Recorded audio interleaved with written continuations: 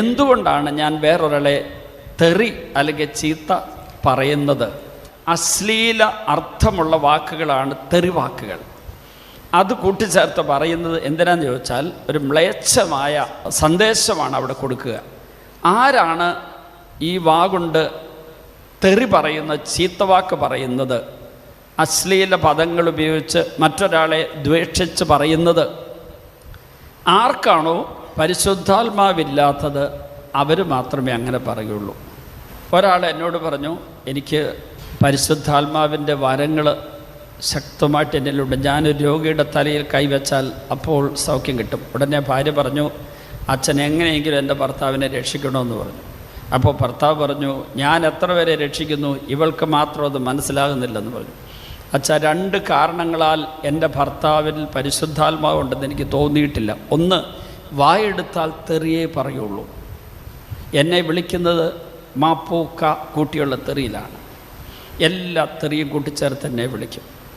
അത് രാത്രിയിൽ കട്ടിൽ കിടക്കുമ്പോൾ പോലും എന്നോട് ഈ ചീത്തയും തെറിയൊക്കെ പറയും.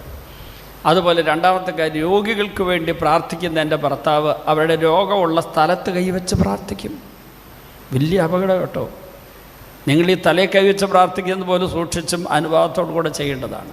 ശിരസിലല്ല, വേറെ ഒരിടത്തും രോഗമുള്ളിടത്ത് കൈവച്ച് പ്രാർത്ഥിക്കുക. ഒരാൾ അങ്ങനെ ചെയ്തു എന്നുള്ള വാർത്ത ഞാൻ അറിഞ്ഞപ്പോൾ അയാളോട് ചോദിച്ചപ്പോൾ അയാൾ പറഞ്ഞു, ഞാൻ കൈ കൊണ്ട് തൊട്ടിട്ടില്ല, കുരിശ് വെച്ചാണ് പ്രാർത്ഥിച്ചതെന്ന്.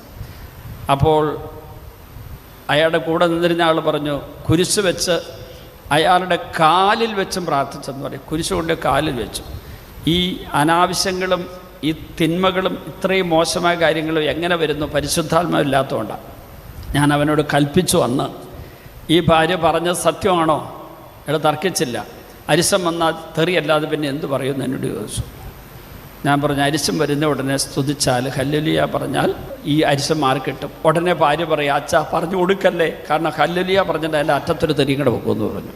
അത് ആദ്യമായിട്ട് ഞാൻ കേൾക്കുന്നതാണ്. ഞാൻ കൽപ്പിച്ചു, ആരുടെ ശിരസിൽ കൈവച്ച് പ്രാർത്ഥിക്കാൻ, രോഗികൾക്ക് വേണ്ടി പ്രാർത്ഥിക്കാൻ നിനക്ക് യാതൊരു വരവുമില്ല.